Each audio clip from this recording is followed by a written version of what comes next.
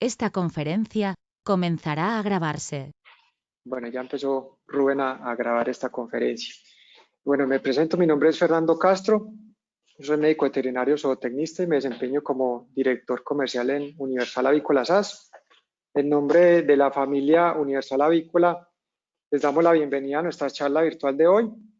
La hemos nombrado Conceptos de alimentación relevantes en producción de huevo comercial y sus aspectos económicos.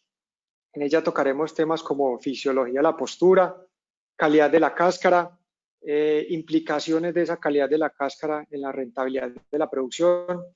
Se tocarán temas de manejo, algunos temas de iluminación, tipos de alimentación, fases de alimentación en producción, entre otros temas.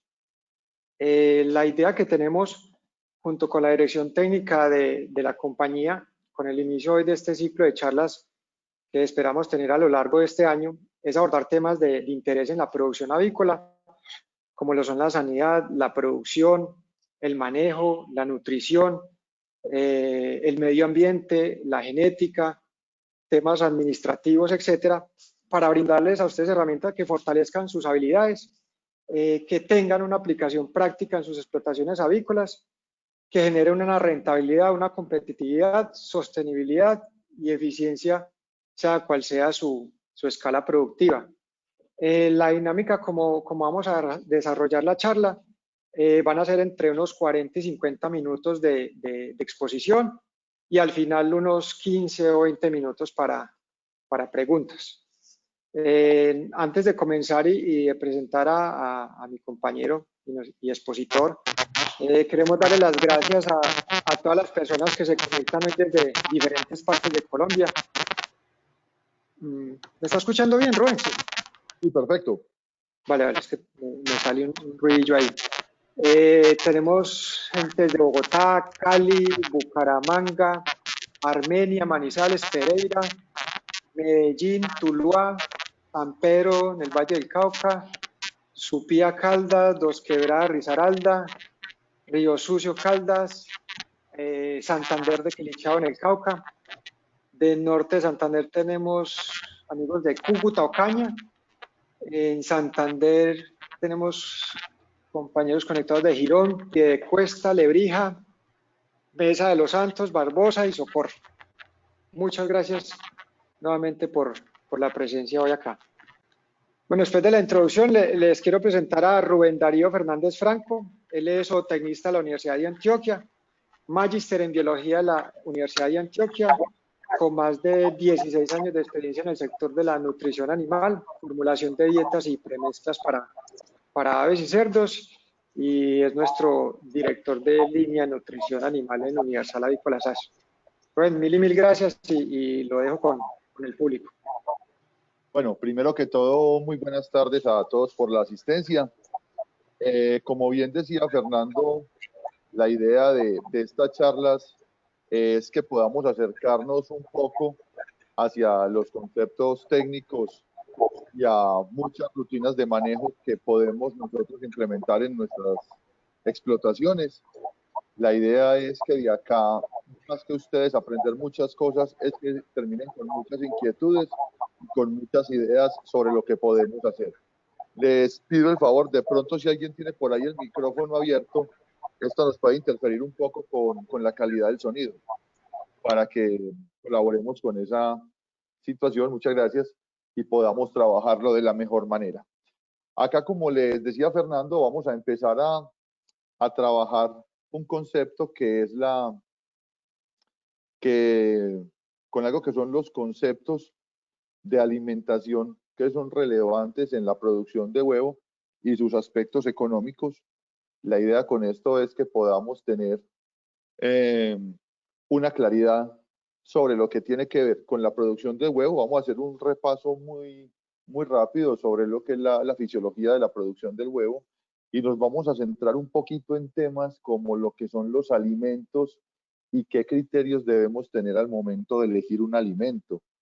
Cuando uno está en reuniones o visitando clientes, uno ve muchas veces que la situación más importante para el productor es elegir el alimento más barato. y vamos a mirar que de pronto esa no es la mejor elección. ¿Listo? Entonces, pues sin más preámbulos a esto, muchísimas gracias por la asistencia. Vamos a empezar a trabajar. Les agradezco entonces que vayan tomando sus notas, sus inquietudes, y cuando finalicemos la charla podemos darle trámite a dichas preguntas. ¿Listo?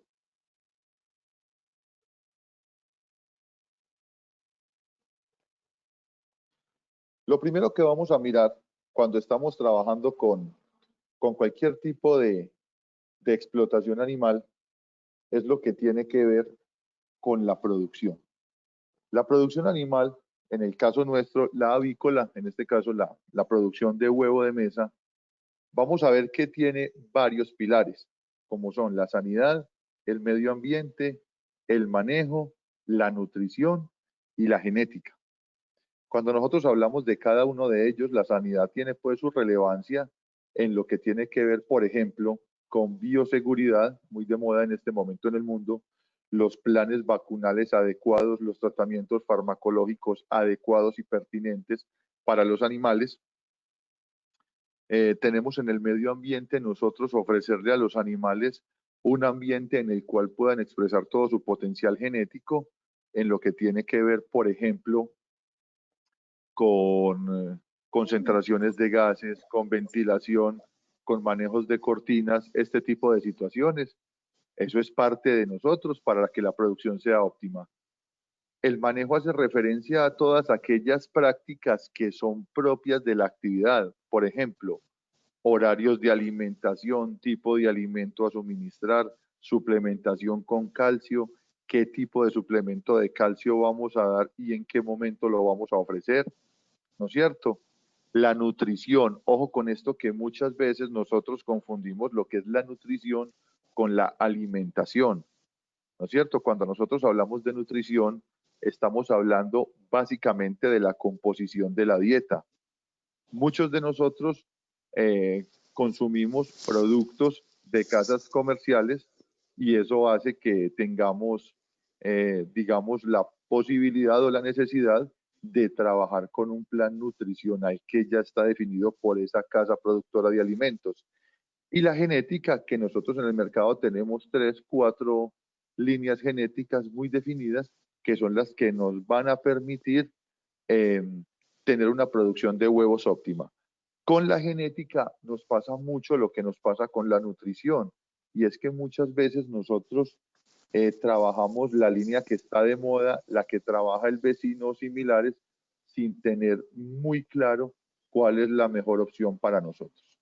Todo esto tenemos que tenerlo presente. ¿Y por qué les pongo todo esto cuando hablamos de producción? Porque es que nosotros no le podemos echar el muerto, como siempre es, a la nutrición. No, es que la comida es que la comida. Fijémonos que aquí estamos montando 5 pilares y cuando cualquiera de los 5 pilares no está funcionando, obviamente ahí estamos recurriendo en un problema que nos puede afectar el rendimiento de la explotación como tal. Vamos a empezar repasando un poco lo que es el sistema digestivo de la gallina, ¿no es cierto? Vemos entonces, pues, lo que tiene que ver con la boca de la gallina pues está formada por un pico, tienen una lengua, un esófago como cualquiera de los animales, tienen un buche. Este buche es importante, muchachos, ¿por qué? Porque el buche sirve como una reserva de alimento, lo que digamos que evolutivamente el animal desarrolló, las aves desarrollaron el buche como una medida para consumir grandes volúmenes de alimento en corto tiempo y poder escapar para no ser presas fáciles de sus depredadores naturales, ¿no es cierto? El buche básicamente es algo de almacenamiento.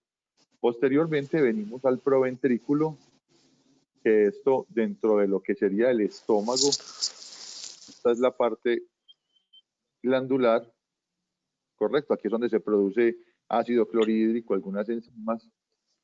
Posteriormente tenemos la molleja, que es el sitio donde se da la parte mecánica de la digestión, o sea, donde se disminuye el tamaño de los granos o de los alimentos que está consumiendo el animal.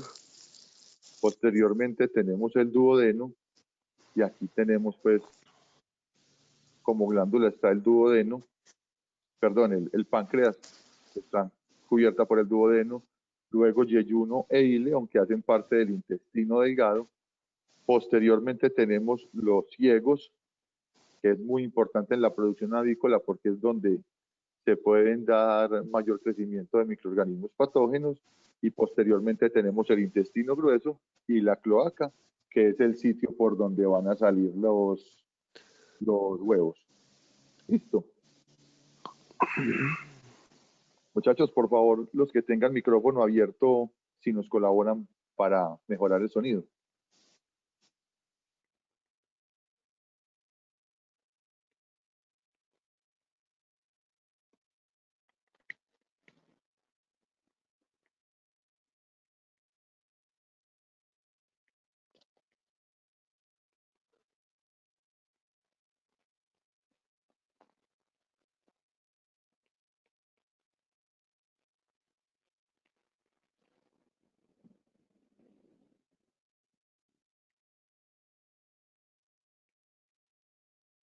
Rubén.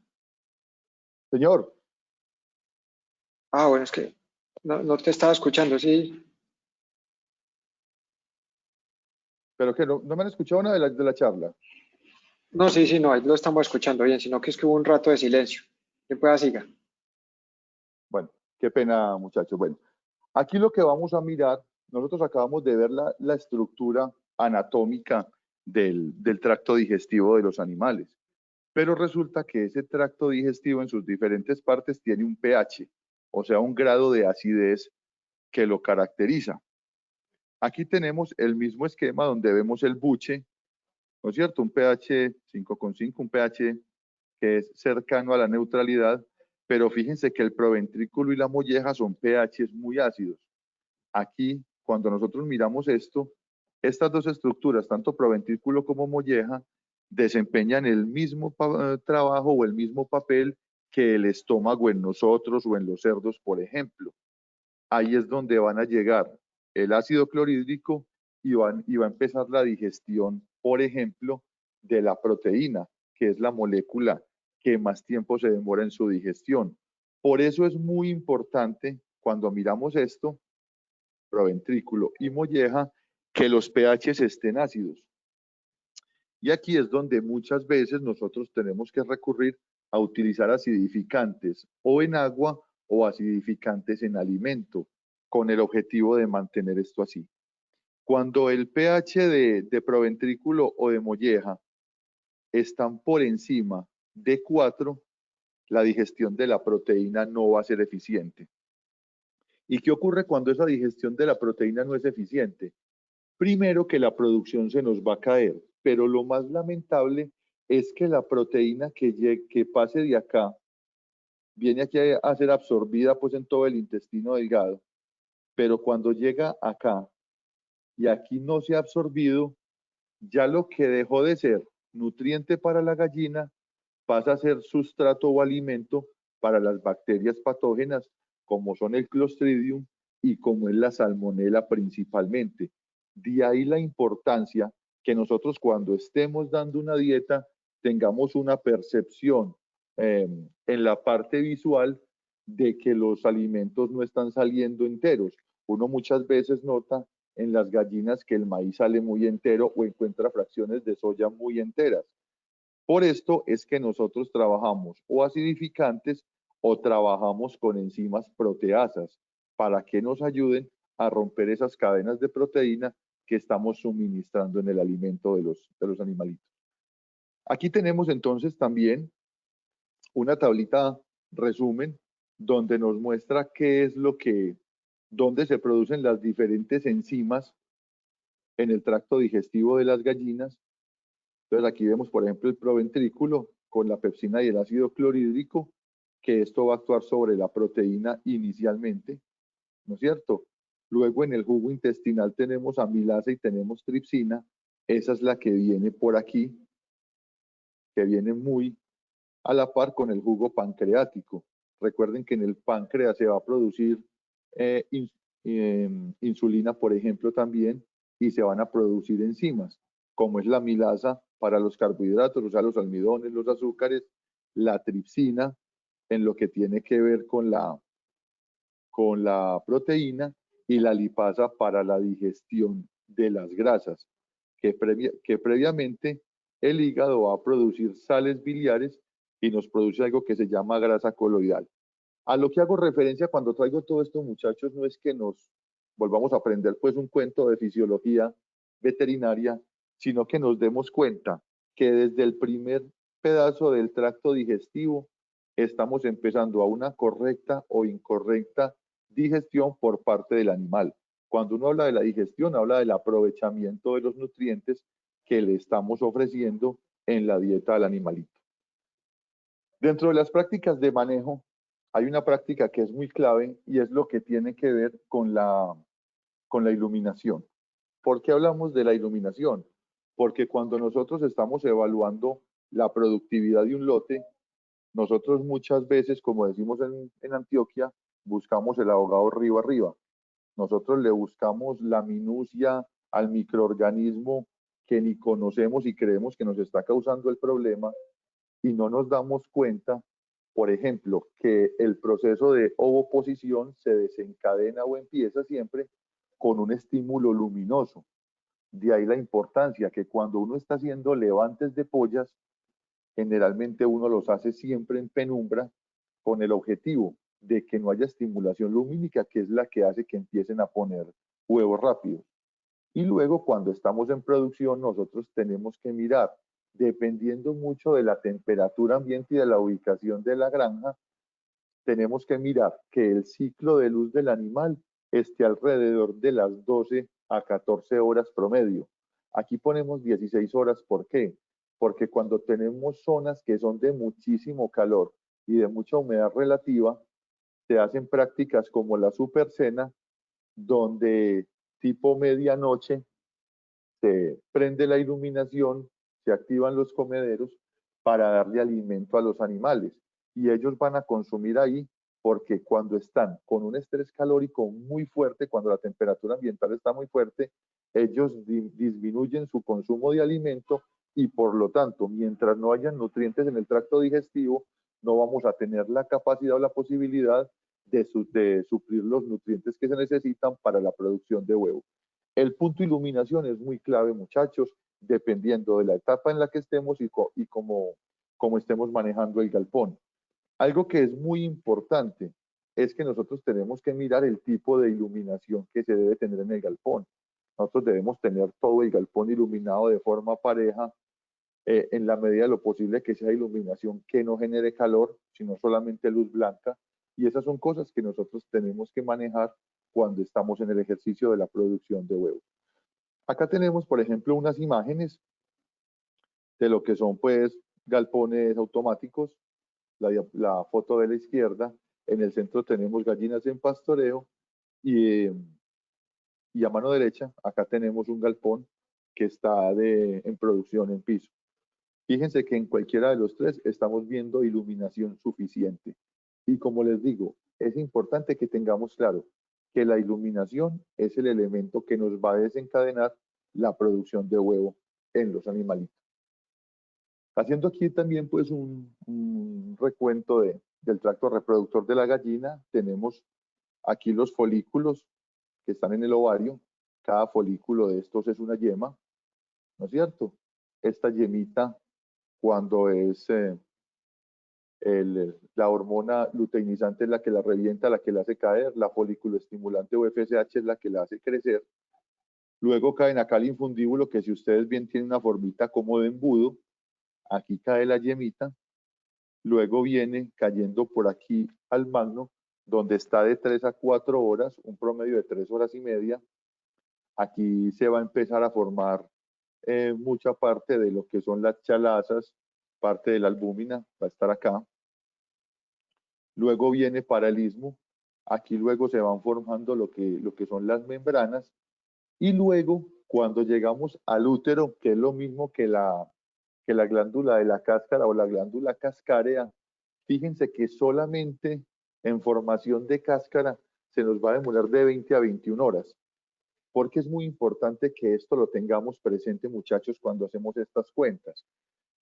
porque a muchos de nosotros nos han dicho los abuelos o los campesinos cuando salimos a campo que una gallina pone un huevo diario, y eso no es del todo cierto.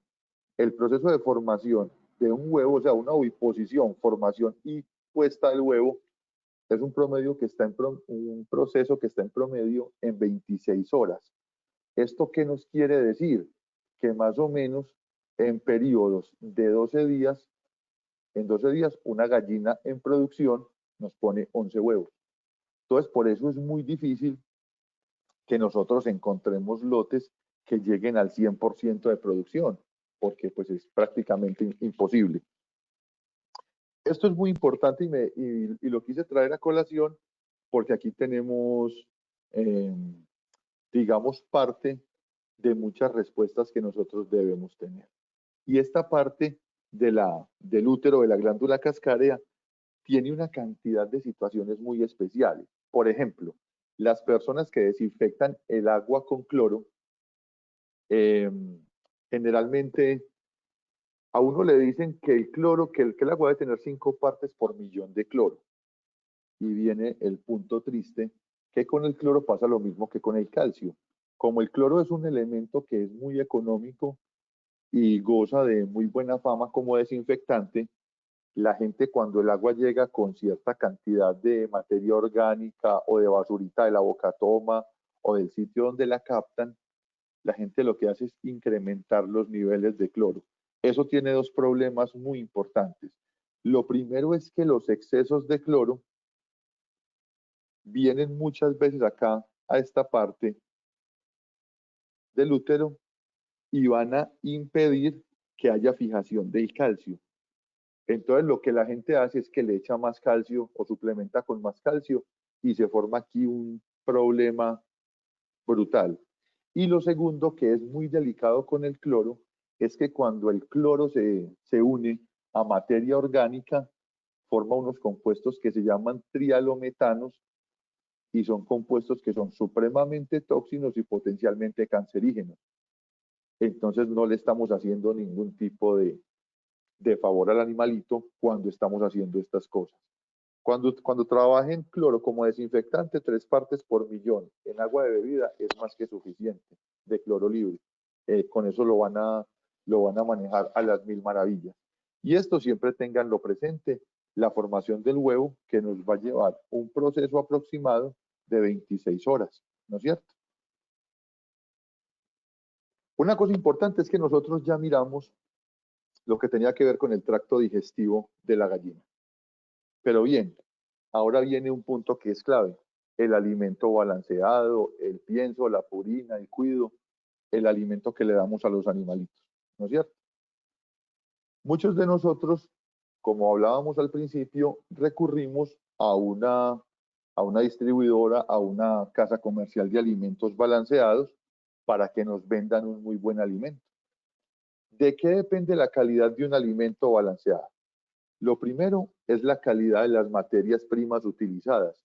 Y yo aquí, muchachos, los voy a invitar a que simplemente interpolemos esto con lo que nosotros hacemos con nuestra propia alimentación. Si nosotros conseguimos buenos insumos para nuestra comida, digamos, vamos a tener eh, ya un pedazo ganado de saber que no vamos a recurrir o a introducir enfermedades vía alimento. Luego viene la formulación de la dieta. Aquí hay cosas que son muy importantes que tengan presentes, muchachos, y es lo siguiente. Cuando ustedes compran un alimento balanceado en una distribuidora o en una planta de alimentos, ¿a usted qué le dicen? ¿Usted tiene pollo, ponedora o cerdos? Tengo ponedora. ¿En qué etapa están? En producción. Listo, están en producción. Este es el alimento. La pregunta es, nosotros tenemos 4 o 5 líneas genéticas diferentes. ¿Será que es lo mismo alimentar una ponedora blanca que una de plumaje café o de plumaje negro? ¿Será que es lo mismo alimentar o requieren la misma dieta los animales que están en la semana 20, 22, 24, o sea, llegando a su pico de producción, que una gallina que esté en la semana 60? Y ambas están en producción y son animales adultos. ¿Será que sí? ¿Será que no? Aquí en la formulación de la dieta, muchachos, hay una cosa que es importante y es que las casas de alimento balanceado nos ofrecen un producto que está acorde con una composición que les exige el ICA, ¿no es cierto? Eso es lo que ellos nos venden. Y ellos en el programa de formulación elaboran unas dietas que salgan a mínimo costo. Quiere decir que cumplan con la composición nutricional al menor costo posible. Por eso no vamos a hablar de casas de alimento balanceado. Vamos a hablar de unas empresas que nos proveen de un alimento, de un insumo para nuestra producción. Luego viene el proceso de manufactura o de elaboración del alimento, que esto es los molinos, las mezcladoras, las peletizadoras o crombelizadoras o extrusoras, dependiendo de la presentación del alimento. Pero luego fíjense que el cuarto es muy importante, el manejo que se le dé al alimento en la granja. ¿Por qué vamos a hacer este comentario, muchachos? Porque para mí es muy importante que nosotros tengamos presente. Cuando están elaborando un alimento balanceado, cogen una materia prima de excelente calidad, que, que tengan un correcto almacenamiento, pilas con eso. Muchas veces las materias primas nos llegan en muy buena condición, pero en el almacenamiento que se le dé a la materia prima puede decaer por infestación con plagas, por ataques de hongos y producción de micotoxinas. Muy importante que lo primero que llegue en los inventarios sea lo primero que salga. O sea, si yo tengo un maíz de hace 20 días y me llegó la mula nueva, este maíz es el próximo que voy a utilizar hasta que lo acabe completamente y luego sigo con el maíz más nuevo. Empresas las que puedan hacer el proceso de prelimpia. Esto simplemente consiste, muchachos, en eliminar parte de las basuras o suciedades con la que llega la materia prima. Esto se hace o por zarandeo o por corrientes de viento. Hay muchas empresas que lo usan. ¿Por qué es importante una prelimpia? Porque se ha notado que mucha de la concentración de micotoxinas de las materias primas viene directamente es en la suciedad que trae la materia prima, no directamente en el grano como tal. Y muy importante, tener un certificado de calidad del proveedor. Siempre acuérdense que ahorita vamos a tener una diapositiva clave. Fíjense que estamos hablando de certificados de calidad.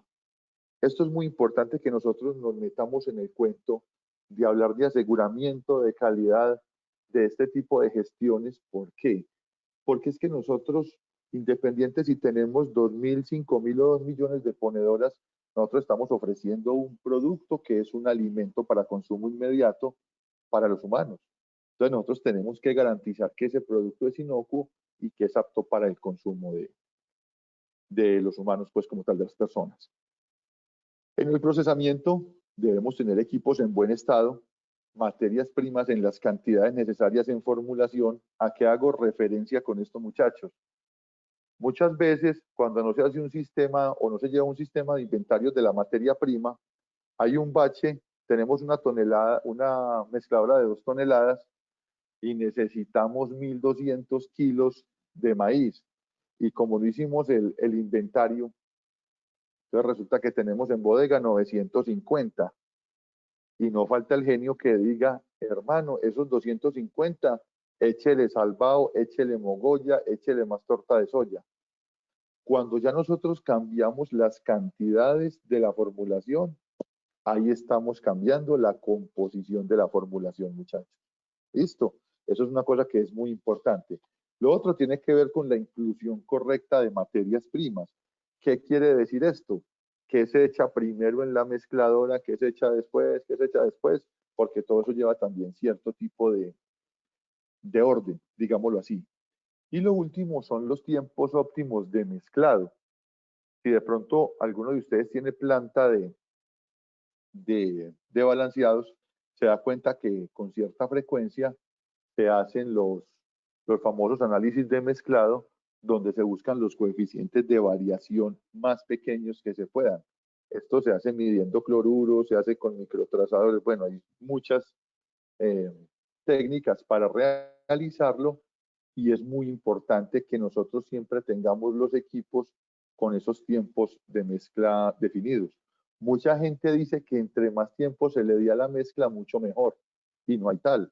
Si una mezcladora horizontal de cintas sencillas, cintas dobles o paletas, el tiempo de mezcla óptimo por batches de 5 minutos, si usted lo deja 15, el de 15 no es mejor que el de 5.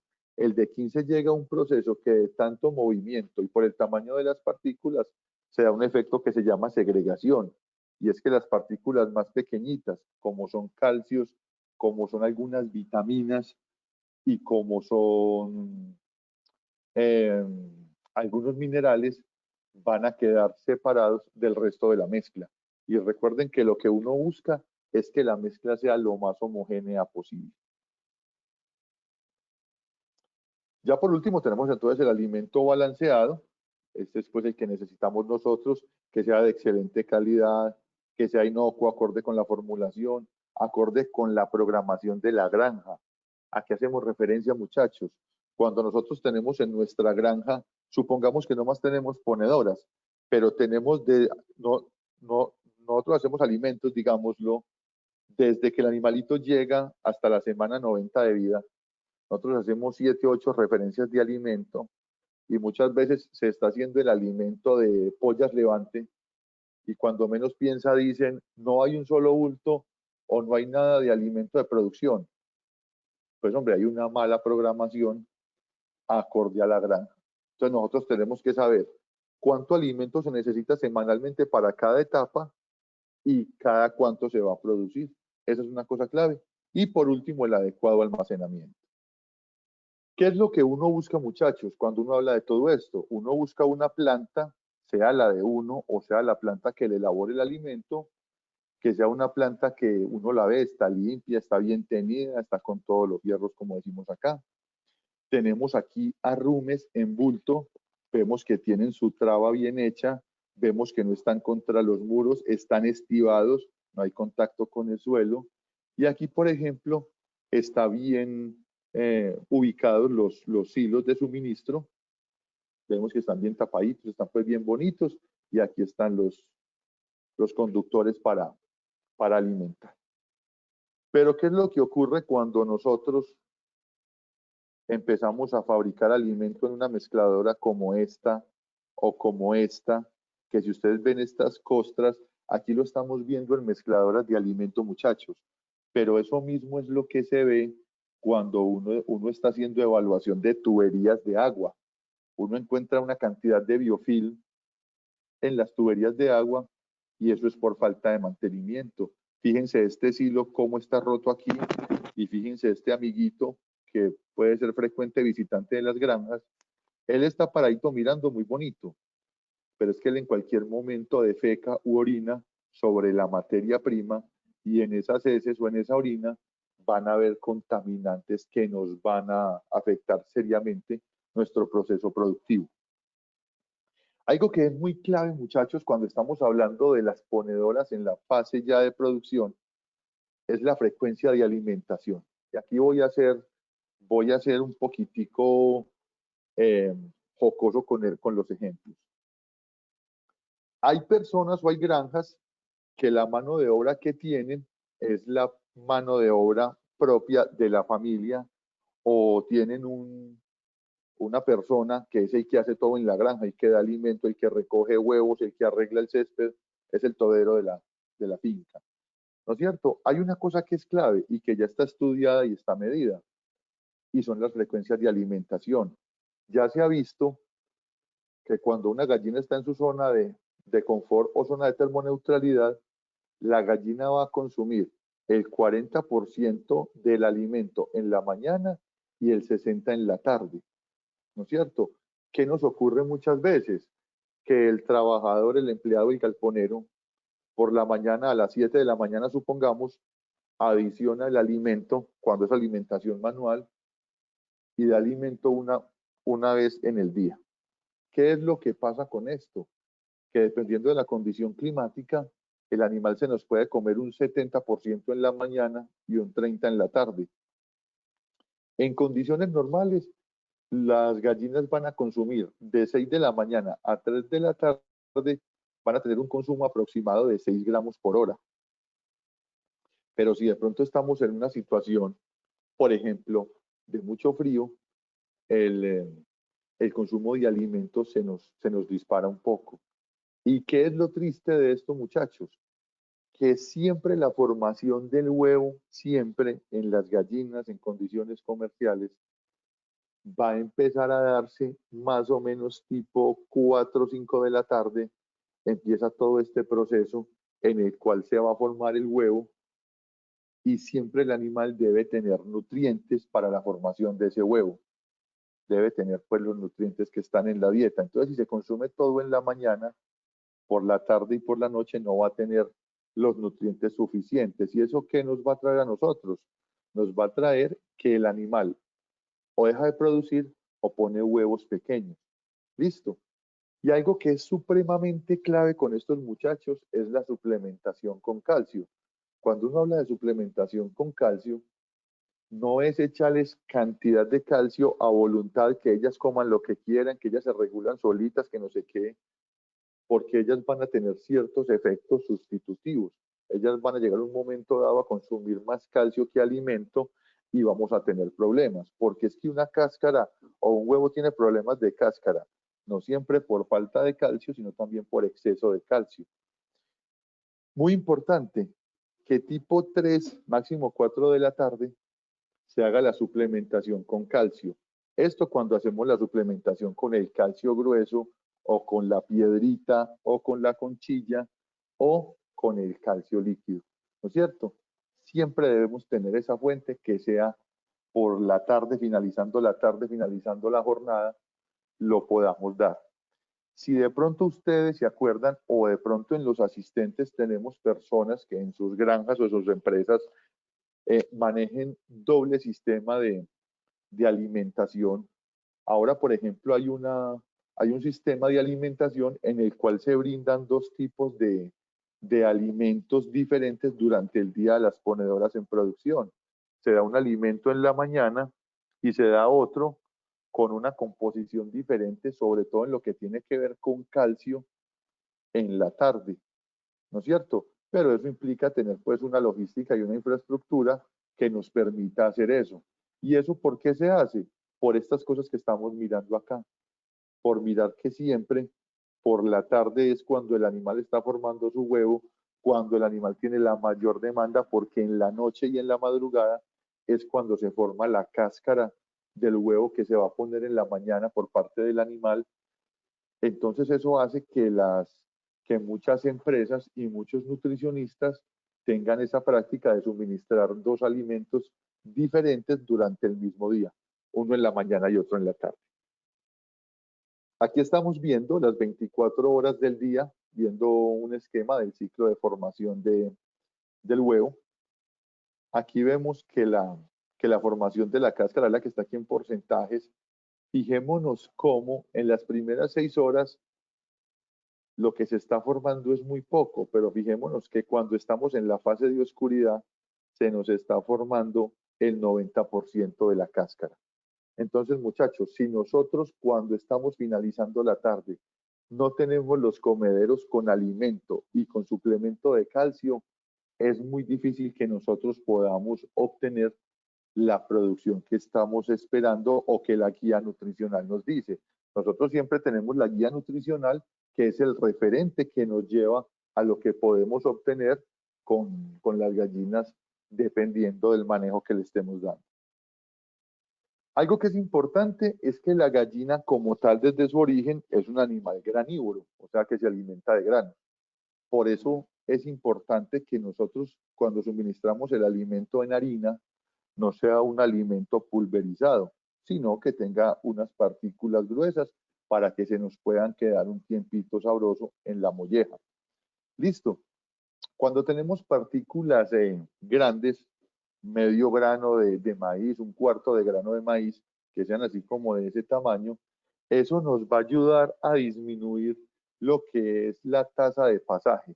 Cuando uno habla de la tasa de pasaje, muchachos, para que recordemos el concepto, uno habla de la velocidad o del tiempo que se demora un alimento entre que es tomado en la boca por el animal hasta que llega al intestino grueso. Entonces, cuando nosotros tenemos este tipo de cosas, es muy importante que en el alimento balanceado hayan partículas gruesas, y esa también es la respuesta a la pregunta que no me han hecho de por qué se echa calcio en forma de polvo, lo que llamamos talco, que es el que viene en el alimento balanceado, y por qué también se le da calcio en piedras.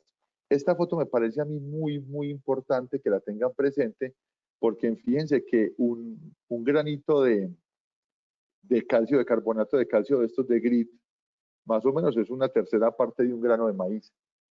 ¿Eso qué nos permite? Que esas piedritas siempre estén haciendo ese trabajo en la molleja, ese trabajo mecánico de estar macerando y disminuyendo el tamaño de las partículas de alimento.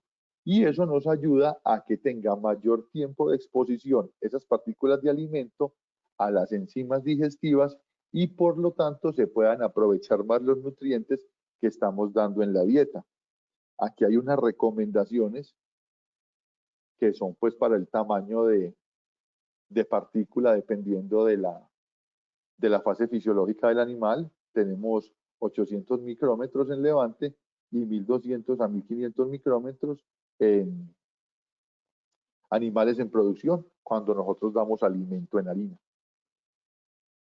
Aquí tenemos un ejemplo de Highline, por ejemplo, diga la redundancia, de lo que es el tamaño de la partícula de alimento dependiendo de la etapa, si está en crecimiento, en desarrollo o en producción.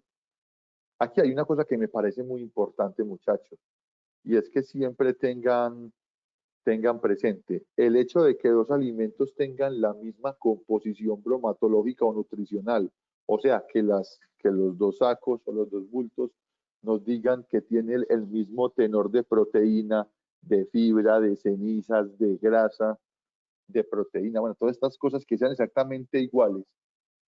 Si los tamaños de partícula difieren significativamente entre ellas, ¿no es cierto? Los resultados deben ser diferentes, porque nosotros necesitamos que ese tamaño de partícula ayude a que se regule la velocidad de tránsito del alimento en el tracto digestivo del animal. Eso es muy importante que lo tengamos presente. Aquí nos vamos para mí esta diapositiva es como el centro de esta charla, y es ¿cuál alimento comprar? Esta es una pregunta que todo el mundo se hace en la reunión, en el grupo de WhatsApp y en todo eso. El 100% de la gente dice que el más barato, ¿no es cierto? Y Rubén Darío dice que el más económico es mejor, para mí. Ustedes se preguntarán qué es la diferencia, y cacharreando esta semana me encontré este ejemplo y me parece muy interesante. Dice, barato es cuando has pagado menos de lo que vale por un producto o servicio, pero que sientes que ese ahorro no valió la pena. En cambio, económico es cuando has pagado un precio justo, pero sientes que ese precio ha valido la pena, que has recibido más de lo que realmente vale. Por eso lo económico tiene que ver con el beneficio que recibes. ¿Por qué me parece muy importante esto, muchachos?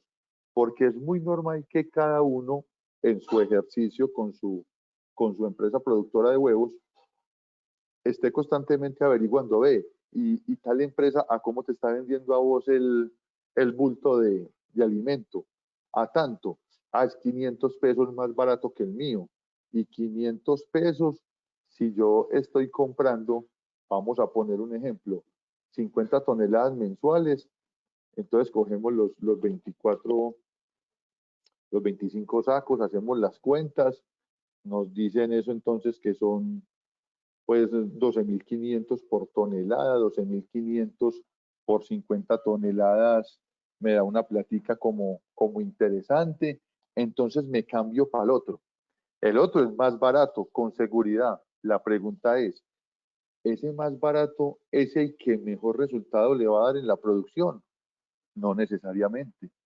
Entonces yo me estoy ganando 500 pesos por bulto, pero estoy perdiendo lo que equivaldría, por ponerles un ejemplo, a 2 o 3 docenas de huevo que dejo de producir. Entonces ahí es cuando uno tiene que llegar a hacer ese tipo de análisis, muchachos. No siempre el más barato es el mejor. ¿Cuándo compro yo el más barato? Cuando yo tengo un alimento marca X y en la distribuidora el bulto de X vale 52.000 y en la distribuidora B el bulto X vale 48.000. Compro el más barato, que es el mismo producto, en la distribuidora B. Pero cuando yo tengo un portafolio o una oferta tan grande como la que tenemos en nuestro país para alimentos de ponedoras, yo tengo que mirar es cuál es el más económico o el más rentable. Eso es lo que hay que mirar. ¿Y eso por qué se da? Aquí les traigo un objetivo X de cualquier empresa y es, por ejemplo, si mi objetivo es tener mucho huevo grande o tener una gallina que la pueda vender muy bien vendida al final del ciclo, yo miraré qué tipo de alimento es el que voy a elegir para mi producción. Por ejemplo, hay una empresa que tiene como objetivo lograr 500 huevos por ave en 100 semanas de vida. Vamos a ver, esas son cosas que cada quien tendrá cómo definirlas. Aquí tenemos un ejemplo con unos precios de alimento. Estos son precios en Antioquia antes del encierro, ¿no es cierto?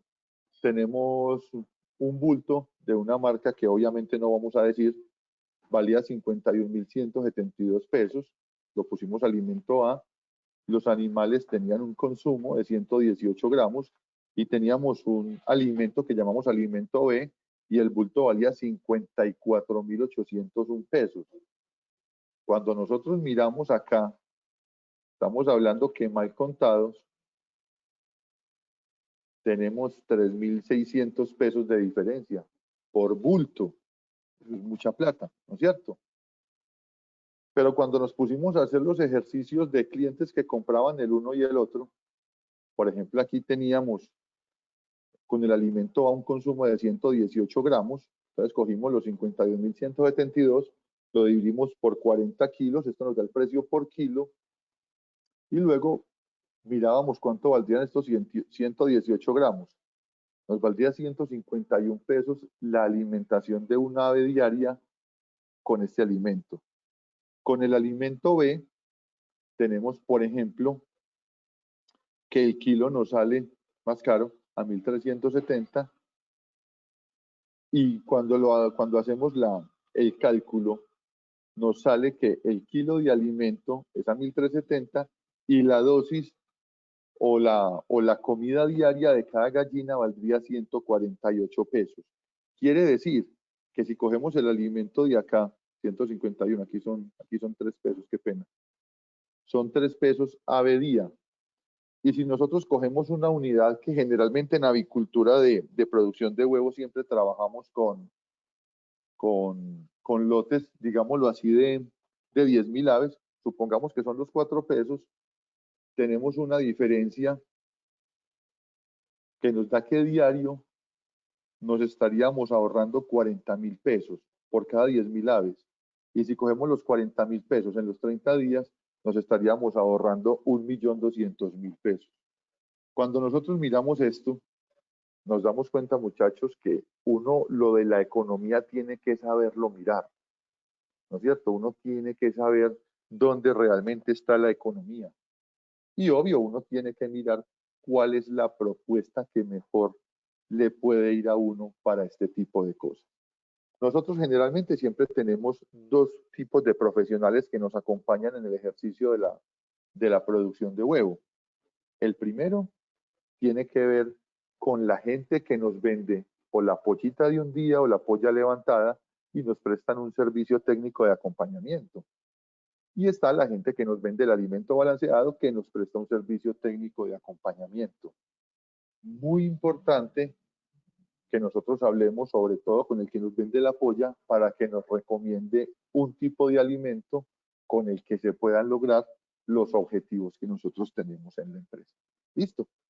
Una cosa importante es que nosotros en la producción de huevos, pues el producto final que nosotros vendemos es el huevo de mesa, ¿no es cierto?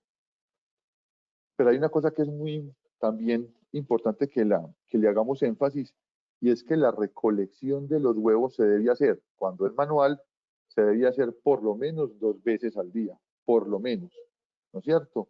¿Por qué? Porque mientras más tiempo se dejen o en el piso o en los nidos o en las jaulas, hay mucha más posibilidad de que se nos rompan, de que se les dañe la cáscara o los ensucien. Esa es una cosa que es importante. Fíjense de este dato que me pareció muy relevante, y es que más o menos del 6 al 8% de los huevos se deterioran entre la puesta por parte de la gallina y la llegada al consumidor. Y eso es por mala calidad de cascarón. Cuando uno mira eso, muchachos, hay que estar pendientes y hay que estar muy pilosos, porque es que uno ve muchas veces el huevo por fuera y está perfecto, pero puede que la cáscara tenga microfisuras que por ejemplo, con el movimiento de una clasificadora en el transporte, ya se va a echar a perder ese producto. Eso es muy bueno que lo tengamos presente. Aquí les traigo algo que son las características de un buen carbonato de calcio. Los que usan carbonato de calcio en piedra, por ejemplo, o los que elaboran sus dietas, es muy importante que tengan esta tablita. Esto es casi que una tabla universal donde está el número de malla o de tamiz y la abertura que tiene. Entonces aquí, por ejemplo, están los que son de 25 a 30, estos de acá, que mucha gente los trabaja para los primeros alimentos de los animales. Cuando yo doy calcio en polvo, ese calcio en polvo no se retiene en la molleja, sino que eso llega, pasa por ahí, saluda, sigue para el intestino, se absorbe pues lo que se va a absorber y lo que se va a excretar se excreta.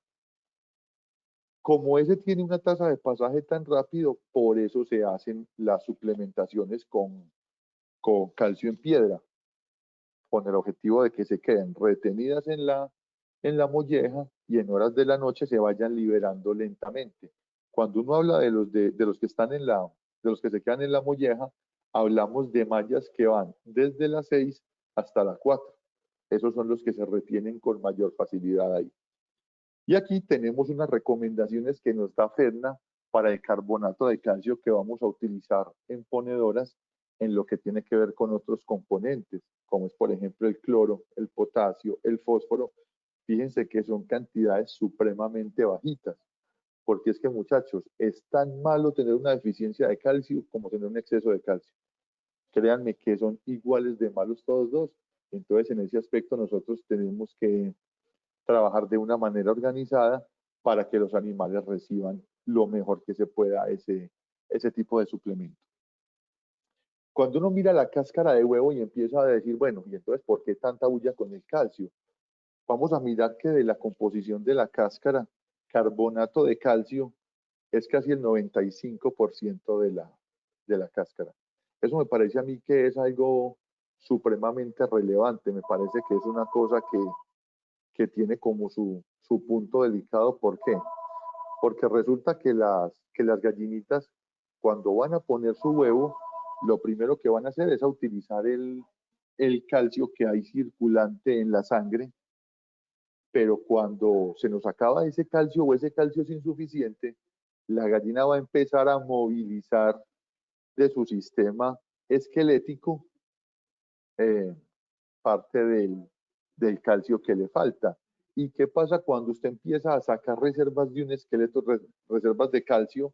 Se debilita ese esqueleto y ahí es donde vienen problemas, por ejemplo, como la fatiga de jaula o las hipocalcemias, que mucha gente le busca una cantidad de peros y muchas veces simplemente es eso, que la suplementación con el calcio es insuficiente o no está dando el resultado que estamos esperando. Aquí tenemos algo que me pareció muy, muy relevante de un estudio en Pronavícola, es lo que tiene que ver con el tamaño de las partículas del calcio. Entonces vemos que cuando hay partículas de más de 2 milímetros en las heces, vamos a encontrar solamente el 7.2%. ¿Qué quiere decir esto?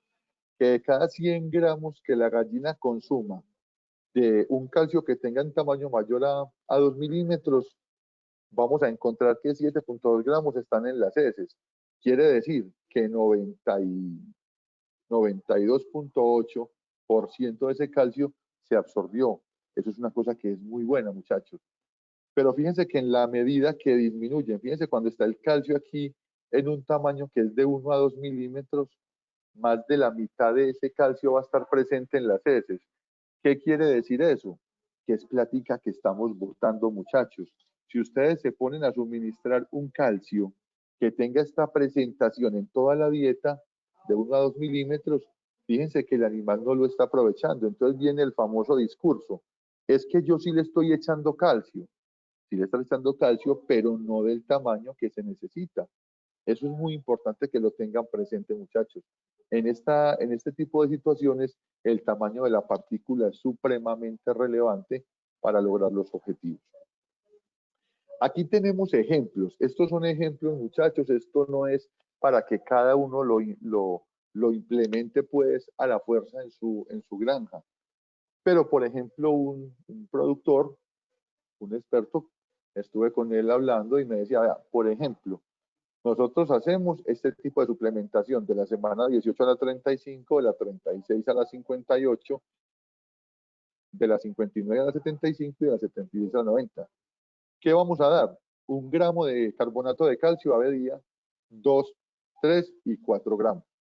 Hay gente que, por ejemplo, hay personas que dicen, vea, yo simplemente de la semana 18 más o menos hasta la 36 doy 1,5 gramos de carbonato de calcio.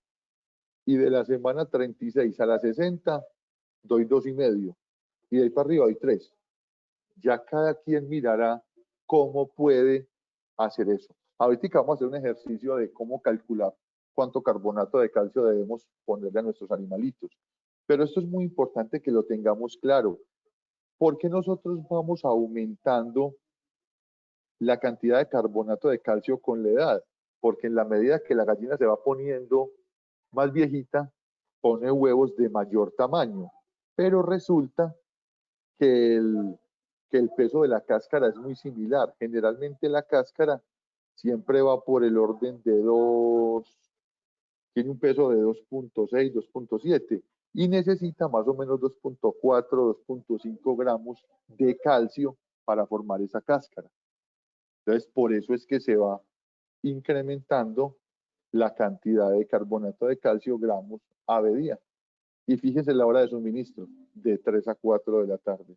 Estas son cosas que son importantes y que son parte del objetivo de esta charla, muchachos. Aquí, por ejemplo, tenemos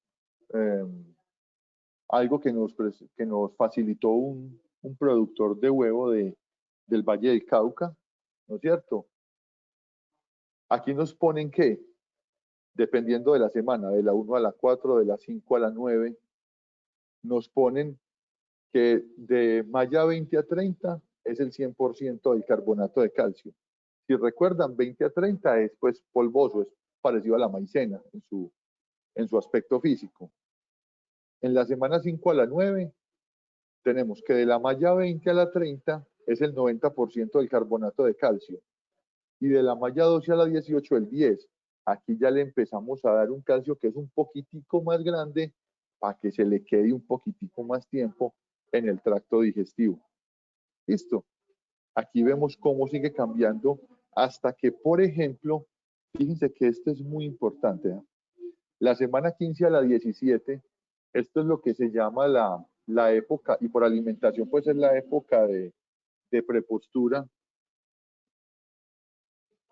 para el animalito, ¿no es cierto? Fíjense que ahí tenemos ya 3 tipos de carbonatos de calcio distintos.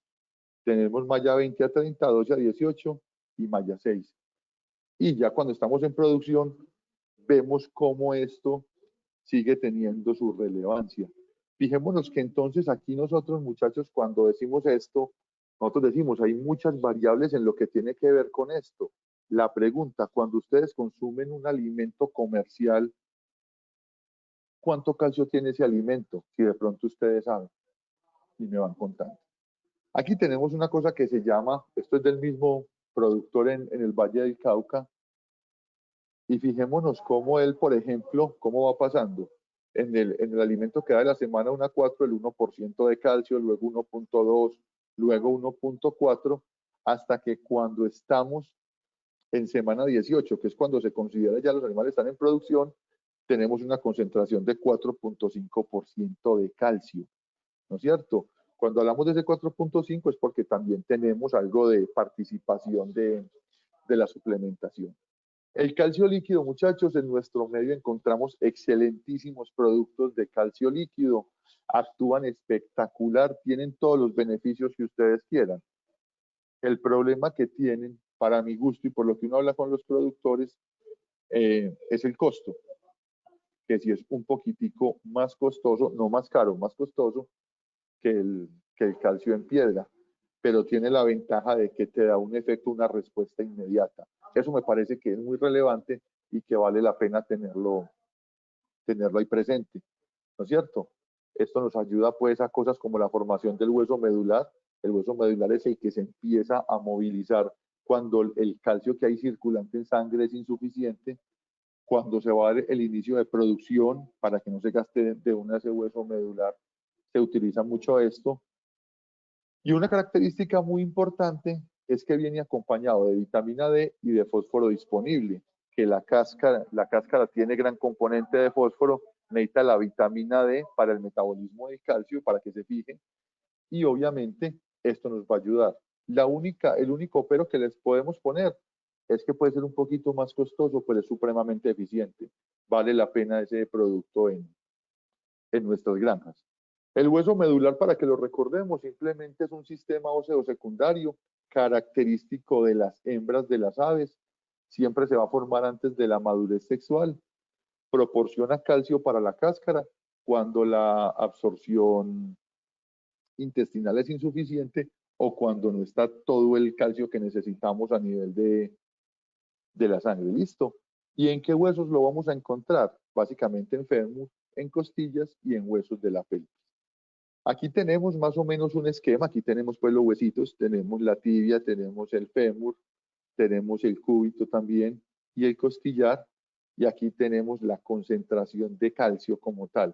En el fémur 290 miligramos, en la tibia 230 miligramos, en el húmero 60 miligramos y en los otros 160 miligramos. Hay que estar muy pilas, muchachos, porque este hueso se está renovando constantemente, pero cuando ya la gallina está en un punto de edad muy adulta, pues obviamente vamos a tener también ahí pues dificultades cuando ya está grandecita, ya está muy adulta y se ha gastado esas reservas porque no se forma nuevamente con mucha facilidad ese tipo de hueso. ¿Qué problemas encontramos nosotros en los huevos en calidad? Huevos sucios, huevos con cáscara frágil, las fárfaras o huevos sin cáscara, huevos pequeños y lo que uno llama baja producción. Baja producción es cuando la gallina pone el huevo sin cáscara, pero ni siquiera nos queda una fárfara para percibir que puso el huevo, sino que esa yema, digámoslo así, o ese huevo sin cáscara, cae directamente a la gallinaza. Entonces nunca nos dimos cuenta que lo pusieron. Esto tiene que ver más como con una ilustración que les quería hacer, huevos con cáscaras arrugadas, que uno los ve acá, huevos asimétricos, que esto tiene que ver también con problemas de iluminación, y las fárfaras, que de pronto son los más comunes como nosotros podemos encontrar. Fíjense que aquí hay cosas importantes, aquí se habla de genética, se habla, por ejemplo, de problemas de exceso de calcio, también los ve uno por ese lado, ¿no es cierto? Entonces, por eso es muy importante que nosotros empecemos a mirar y que empecemos a descartar. No todo es la comida, muchachos. Hay 5 o 6 elementos en cada cosa que nosotros podemos evaluar. ¿Cómo hacemos nosotros para calcular el requerimiento o la suplementación que tenemos que darle a un animalito? ¿Listo? Entonces tenemos, por ejemplo, que un animal para formar la cáscara necesita 2.6 gramos de calcio. Tiene un consumo de 105 gramos de alimento diario con 3.5% de calcio. Entonces, si nosotros cogemos 105 y lo multiplicamos por el 3.5%, me dice que la gallina está ingiriendo o consumiendo 3.65 gramos de calcio, pero ese calcio no se aprovecha todo. Listo. En este ejemplo vamos a darle una digestibilidad o un aprovechamiento del 60% al calcio que tenemos en la dieta. Entonces nos da que si cogemos 3.65 por el 60%, el animalito está absorbiendo o aprovechando 2.2 gramos y necesita 2.6. Hay que ver cómo le damos estos 0.40 gramos diarios. El carbonato de calcio, generalmente por ficha técnica, muchachos, a uno le dan garantía del 37 al 38% de calcio. Nosotros hacemos, para tener un margen de seguridad, trabajamos con el 35% de calcio. Entonces, si suministramos 2 gramos de carbonato de calcio, extra fórmula, o sea, suplemento, con 35% de calcio, estamos dando 0.7 gramos de calcio. Y estos 0.7 gramos de calcio, que se absorban el 60% que vimos acá, ahí están los 0.42. ¿Qué nos quiere decir esto, muchachos? Que en estas condiciones nosotros tenemos que garantizarle 2 gramos de carbonato de calcio que consuma el animal diariamente para que no vamos a tener problemas de fatiga con ellos, de fatiga de jaula o problemas de deficiencia de calcio. Los criterios para descartar un lote, el principal puede ser la calidad de la cáscara, porque nos empiezan a salir una cantidad de huevos que su valor comercial es muy bajo y muchas veces no dan ni el costo de producción. La caída de la postura, el precio del huevo obviamente va a ser determinante, el precio de la gallina de descarte, lo que está ocurriendo hoy por hoy, y problemas sanitarios en el lote. Una cosa que es muy importante, muchachos, por grande, pequeña o mediana que sea nuestra explotación, nosotros tenemos que tener unos registros o una información mínima, como son número de aves, consumo de alimento diario, mortalidad, peso de los animales. Esto se debe hacer semanalmente. Ganancia de peso semanal. Esta se hace restando la semana actual, el peso de la semana actual con el peso de la semana anterior. Ahí obtenemos la ganancia de peso. Los gramos de alimento que nos estamos gastando por cada huevo producido. La cantidad de huevos rotos, sucios y yemas. Yemas son las fárfaras, aquí pues les decimos así. Y la clasificación de huevos por peso. Recuerden que en Colombia el huevo se comercializa por peso. Los parámetros básicos que debemos tener presentes, la conversión alimenticia, que son los kilogramos de alimento ofrecido por las unidades de huevo producido, ¿no es cierto? La mortalidad del lote, la acumulada sobre todo muy importante, para saber qué tanto se nos están muriendo los animales comparados con los que llegaron. El porcentaje de postura, este es clave porque este es el que nos va a decir muchas veces cuándo es el momento de retirar un lote. Y el peso promedio del huevo. Ese peso promedio del huevo, muchachos, no todo el mundo tiene la posibilidad de clasificar huevos. Cuando usted vende huevos sin clasificar, le está dejando toda la plática al comercializador. Eso es una cosa que es importante. Aquí entonces tenemos un ejercicio, así como el que vimos ahorita, y vemos un lote de 10.000 animales que está en el 89% de producción, o sea que ponen 8.900 huevitos diarios. ¿No es cierto? Entonces un lote de 89% de producción nos indica que de cada 100 aves, 89 aves pusieron un huevo. ¿No es cierto? Eso es pues lo que es. Entonces nos preguntamos, ¿dos lotes que estén en el mismo porcentaje de producción son igual de rentables económicamente? No. ¿Por qué? Porque nosotros tenemos esta norma técnica colombiana que es la 1240, NTC 1240, donde nos dice cómo se clasifica el huevo en Colombia para comercializarlo. El jumbo, el triple A, doble A, B y C. ¿No es cierto? Entonces fijémonos cómo acá tenemos el lote A y el lote B y recurramos al ejemplo del alimento balanceado. Fíjense que en ambos lotes hay 8.900 huevos. ¿Cuál es la diferencia? Que cuando yo le doy el precio comercial que había en Antioquia antes de la pandemia, pues de esta crisis, yo vendía diariamente los 8.900 huevos en 2.005.000 pesos. Y los que se produjeron con el alimento B, que era el alimento disque más caro, los vendía en 2.039.700 pesos. Quiere decir que yo diariamente estaba obteniendo una ganancia adicional de 34.700 pesos, que si lo multiplico por los 30 días del mes, me estoy ganando 1.041.000 pesos más. Y si a eso le metemos 1.200.000 pesos del alimento, vamos, en un lote de 10.000 ponedoras, ya tenemos un ahorro de 2.241.000 pesos. Aquí, ¿qué estamos haciendo referencia? Simplemente estamos cogiendo dos alimentos y estamos suponiendo que ambos clasifican el huevo. Si hay un tercer productor que sea muy eficiente en el alimento, pero que no esté clasificando huevos, sino que lo venda todo revuelto, ese es el que más se está perdiendo en ese momento. Listo. Hasta aquí, muchachos, la presentación. Como les decía, era como una charla, un conversatorio para compartir estos temas con ustedes. Ahí les queda mi correo y mi celular. Y aquí vamos a tener los contactos de todo el equipo técnico comercial de Universal Avícola en Colombia para que puedan contactarlos en el momento que lo consideren.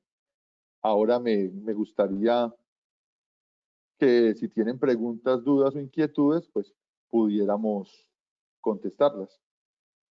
Rubén, muchísimas gracias por la charla hoy, hermano, entretenida como siempre, hermano. Felicitaciones. Oh, bueno, muchas gracias a ustedes. Y pues ya, muchachos, no sé qué preguntas hayan, qué dudas. Aquí, bueno, aquí me están preguntando que si vamos a compartir la grabación. Sí, señor. Sí, sí. Yo creo que en una semanita, si Dios lo permite, la estamos subiendo a las redes sociales, tanto en Twitter como en Facebook. Y también vamos a compartirla vía WhatsApp, pues, con todas las personas que estaban invitadas y con los asistentes.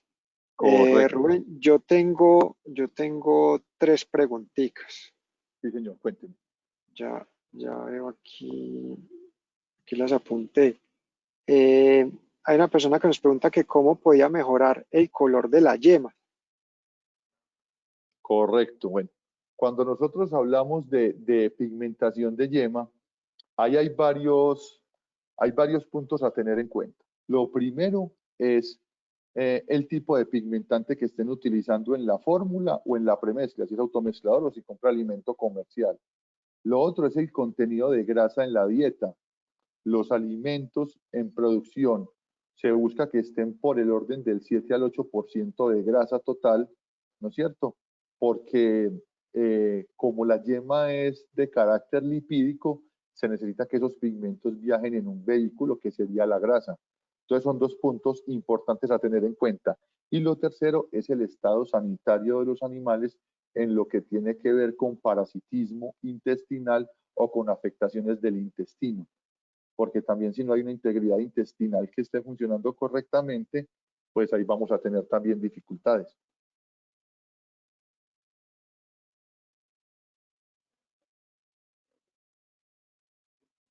Rubén, otra pregunta también de Don John. ¿Cuántas veces es lo recomendado entrar al galpón? Pues la respuesta es muy cruda, pero es muy concreta, lo menos que se pueda. Lo menos que el trabajador deba entrar es lo más recomendado. Por eso, si ustedes de pronto han visto cuando hay galpones de estos de alimentación automática, fíjense que cuando los motores se prenden, las cadenas se prenden, los animales reaccionan y se estimulan a comer. Pero muchas veces cuando uno entra como tal al galpón, uno les causa más estrés que beneficio a los animalitos. Uno dice, pues obviamente al galpón hay que entrar fijo a dar comida cuando es alimentación manual y fijo a recoger huevo. La idea es que sea la menos cantidad de veces posible, 2, 3 veces máximo al día. Creo que sería como lo ideal. Rubén, una preguntita de pronto para hacer un recorderis, pero pues había varias diapositivas. ¿Qué tipo de calcio es el más recomendado y qué malla se utiliza en calcio? Correcto. Eso depende de la edad. Como estamos hablando de animales en producción, nosotros hablamos de un calcio. Vea, lo de las mallas, yo les puse esa tabla que es como la tabla de referencia, pero váyanse más por tamaño. Siempre pidan un calcio que vaya entre 4 y 5 milímetros. Cuando a usted de pronto le digan, no, es que yo no sé cuántos son 4 o 5 milímetros, simplemente imagínese un grano de maíz partido en 4 partes, ¿no es cierto? Y que el tamaño del calcio sea como una cuarta parte de un grano de maíz. Esa es una cosa que es muy clave para uno tenerlo cuando hablamos de animales en producción. Rubén, otra consulta. Un cliente tiene dos lotecitos de aves En esas aves en producción utilizó un suplemento multivitamínico vía oral líquido. Correcto. Durante Bien. el tratamiento, que fueron 7 días, estas aves aumentaron tanto la producción como el tamaño del huevo. Pero una vez suspendió el tratamiento, nuevamente las aves bajaron a lo que estaban inicialmente antes del tratamiento, tanto en postura como en tamaño de huevo. Perfecto. ¿Qué concepto nos puedes dar al respecto sobre ello? Bueno, eso es importante. Ese ejemplo que nos trae esa inquietud del cliente es muy importante, Fernando. ¿Por qué? Porque es que nosotros muchas veces ni siquiera medimos cuánto alimento le damos a los animales, ¿no es cierto? La gente a veces no tiene una guía por desconocimiento o porque no la tiene o no está acostumbrado, no le gusta, y entonces hay veces que el animal tiene una oferta de alimento que es inferior al requerimiento. Me hago entender. Cuando usted le da un suplemento de estos vitamínicos que tienen vitaminas, minerales, pues electrolitos y tienen aminoácidos, lo que estás haciendo es supliendo parte de la deficiencia que de no estarle dando una cantidad de alimento suficiente al animal. Entonces, por eso usted va a encontrar mayor tamaño y mayor producción. El tamaño del huevo se puede manejar desde el punto de vista nutricional, pero ojo, trabajándolo desde la formulación. Hay elementos como son la metionina y como es el ácido linoleico, que está demostrado pues hasta la saciedad que mejoran el tamaño del huevo. ¿Cuál es el problema cuando de pronto la gente no sabe interpretar eso? La gente se imagina una gallina desde las 18 semanas hasta las 90 semanas poniendo huevos jumbo. Y si usted coge una gallinita de 18 semanas a que le empiece a poner huevo jumbo, a las 22 semanas hay que enterrar la gallina o hacer el sancocho, porque es un huevo demasiado grande para el desarrollo del tracto reproductivo del animalito.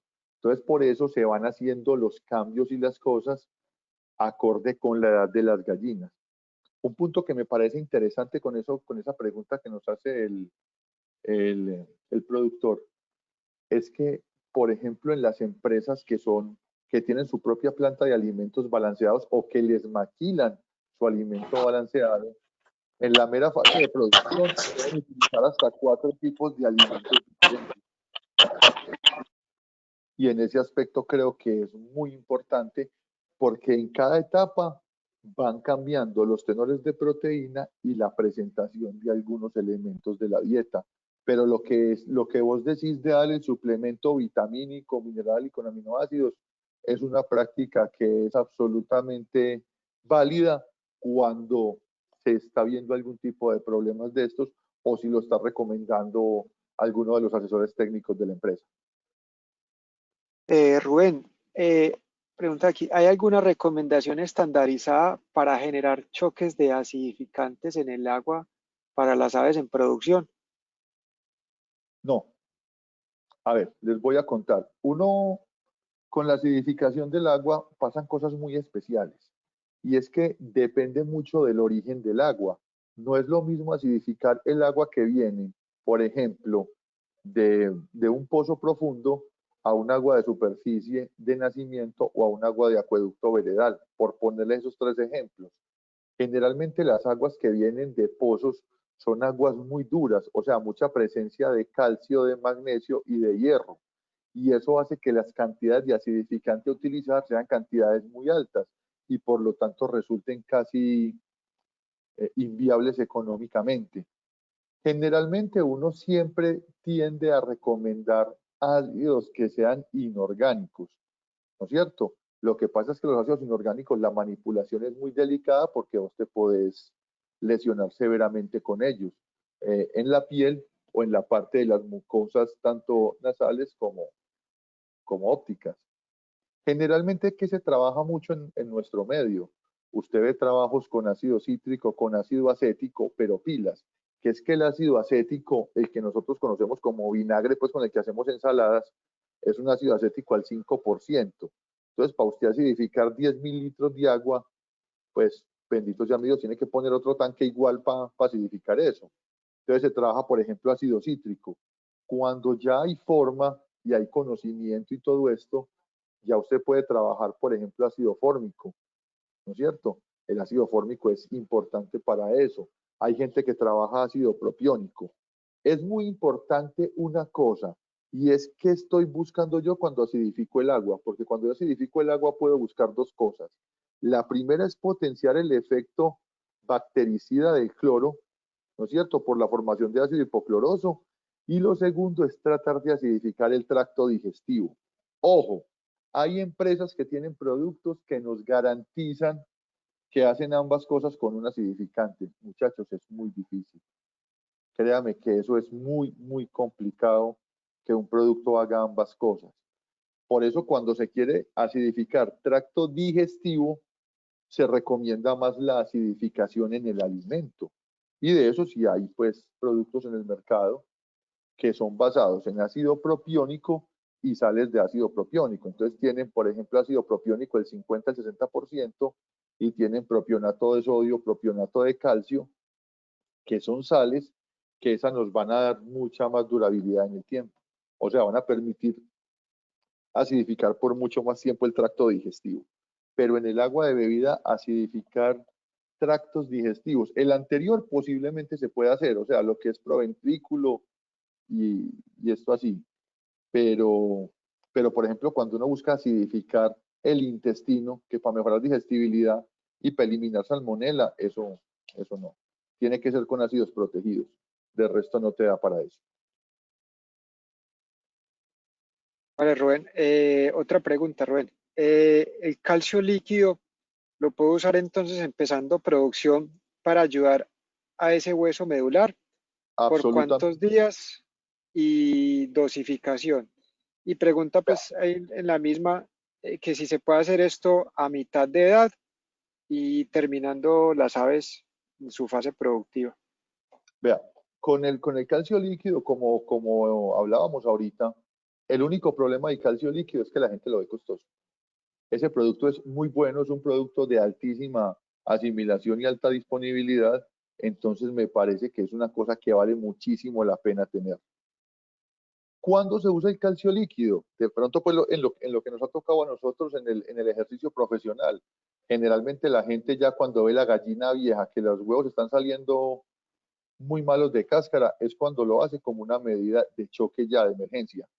Pero si nosotros nos ponemos a verlo, por ejemplo, eh, a partir de semana 16 más o menos, que es cuando todavía estamos en la dieta de prepostura, llamémoslo así, los que están manejando dietas de prepostura, yo diría que uno puede manejar tranquilamente ese producto de la semana 18 a la semana 26. Lo de las dosis sí depende mucho del fabricante, pero esos productos por lo general se manejan a dosis que no son superiores a 1 mililitro a 1 centímetro cúbico por animal día, ¿no es cierto? Pero ya sí tenemos que mirar pues, lo que la casa matriz recomiende, porque todos los productos no son estándar. ¿Cuándo es donde más se recomienda? Al principio de la producción y ya cuando estamos llegando en animales de semana 65, 68, también ya empezar ahí a darle ese suplemento de calcio.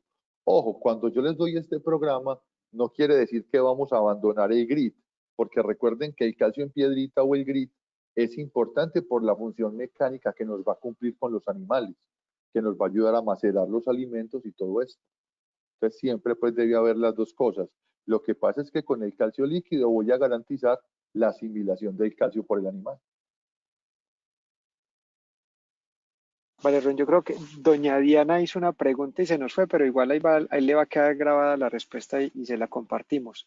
Claro que sí, Ella Ana. quiere saber si hay problemas en darles alimentos suplementarios a las aves como zanahoria partida, hierba, nabos, etcétera. A ver, cuando uno habla de ese tipo de suplementación, no hay ningún problema. El problema es cuando es alimentación, cuando es una suplementación. Ojo, que ella lo expresa correctamente. O sea, si mi gallina se tiene que comer 102 gramos de alimento balanceado para garantizar la producción, y yo le doy 50 gramos y le doy 1 kilo de zanahoria, pues obviamente no voy a hacer nada.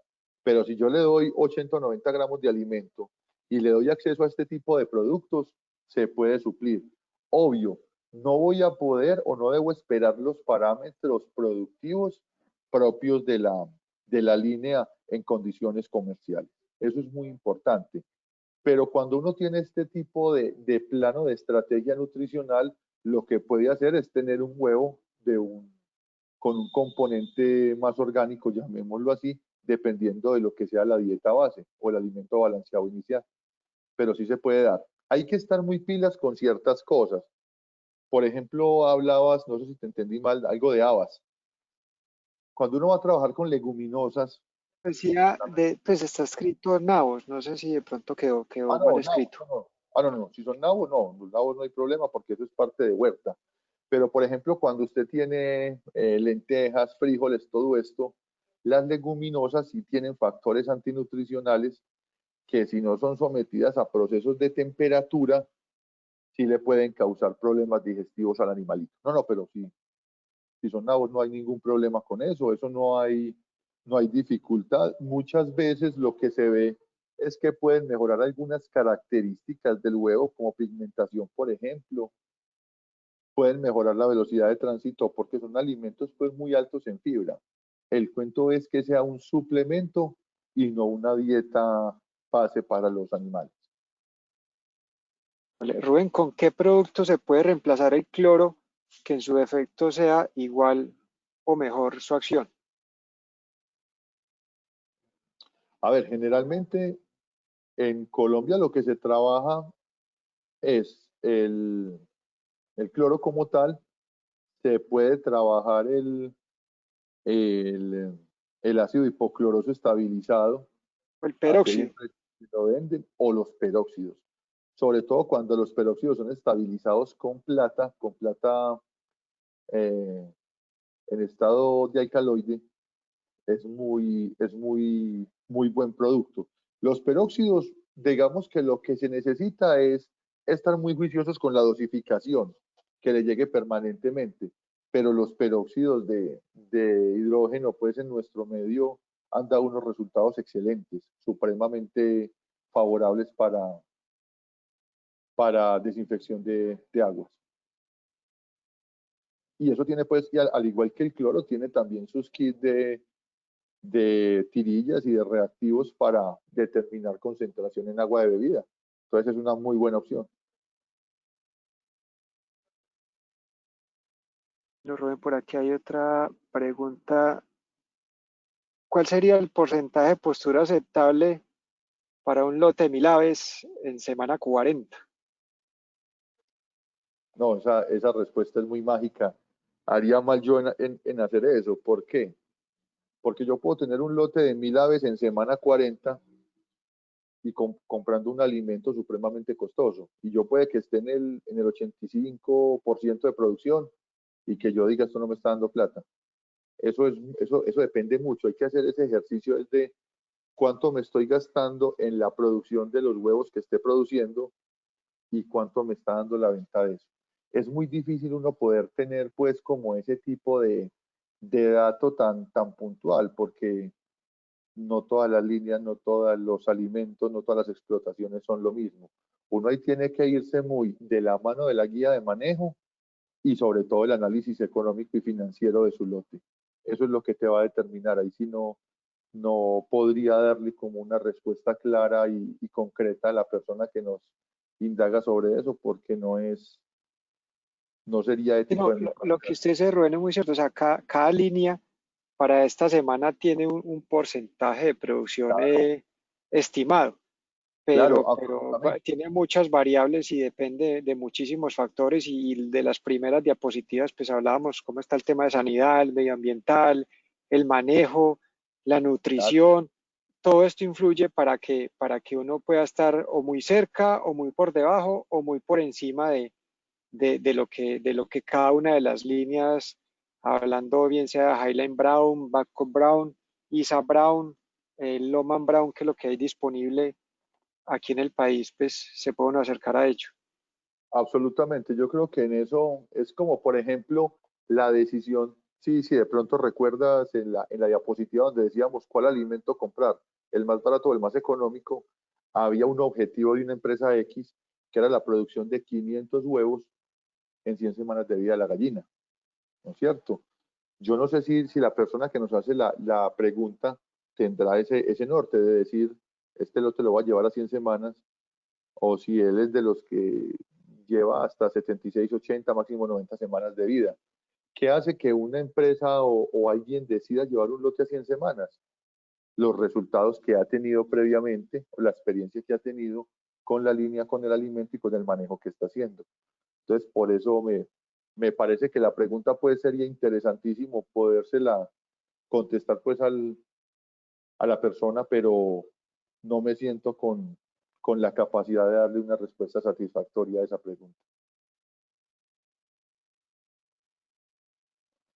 Bueno, yo creo que, bueno, por aquí le damos un saludito a doña Dora, que nos saluda desde el ramal de Junín, Cundinamarca. Para que Carajo, un día estos para Rubén nos demos una pasadita por allá. de una, Aquí don John también nos pregunta, yo creo que ya con esto cerramos, ¿cómo se puede cambiar de un alimento a otro? Yo no lo que, ¿cómo debería ser esa transición de que las aves estén? perfecta pregunta. Puede Muy ser, bien, yo creo que excelente. ahí caben varias cosas. Cuando se cambia de fases y cuando dentro de una fase, de una misma fase, yo cambio o de proveedor o de tipo de presentación de alimento. Absolutamente. Es muy importante, por ejemplo, vamos a suponer que vamos a cambiar solamente de fases inicialmente. ¿Qué es lo que uno hace? Como la edad de las gallinas uno la lleva es por semanas de vida, entonces si yo digo, dentro de 15 días tengo que cambiar el alimento de, por decir algo, de fase 1 a fase 2, pues hombre, yo la última semana lo que hago es empezar cambios, dando, por ponerle un ejemplo, del 10 al 15% del alimento nuevo. El segundo día paso del 10 al 15, al 25 a 30, el tercer día ya doy el 40% y así me voy yendo, cosa que durante una semana el animal esté en contacto con ambos alimentos. Y ya, cuando tenga que empezar, teóricamente, la nueva fase de alimentación, ahí sí lo voy a tener full con el alimento que le toca por fase. Eso también se hace mucho, por ejemplo, en cerdos, que los cerdos son tan supremamente delicados en esa parte de los cambios de alimentos, porque muchas veces en el cambio de alimento también hay cambios de materias primas muy sensibles. Entonces el animalito se puede resentir.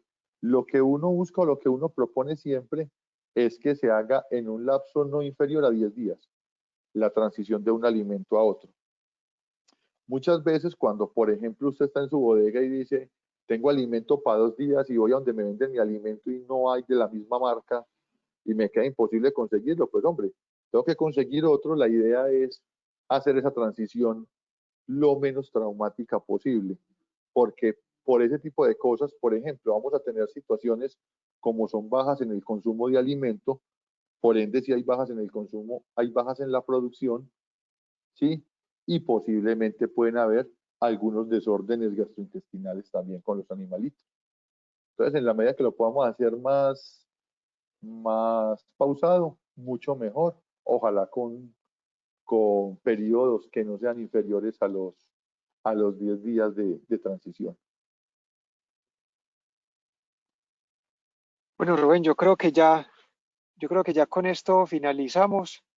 Ya casi Perfecto. todos pues, se están despidiendo. Nada, no queda sino agradecerles a todos por la asistencia, por las preguntas. Pienso que fue una charla muy amena, muy enriquecedora. A Rubén, mil gracias como siempre por la disposición, por las diapositivas, por la presentación, por la buena cadencia, por todo, Rubén. Mil y mil gracias. Entonces, nos estaremos comunicando muy pronto nuevamente con todos para compartirles esta charla y para hacerles próximas invitaciones a este espacio con diferentes conferencistas. Perfecto, No sé Fernando. si No, a alguien de ustedes pronto muchas gracias. quiera decir algo. Este espacio es de ustedes, pueden abrir sus micrófonos, no hay ningún problema. A todos, muchísimas gracias por la asistencia. Una feliz noche. Cuídense mucho y que descansen.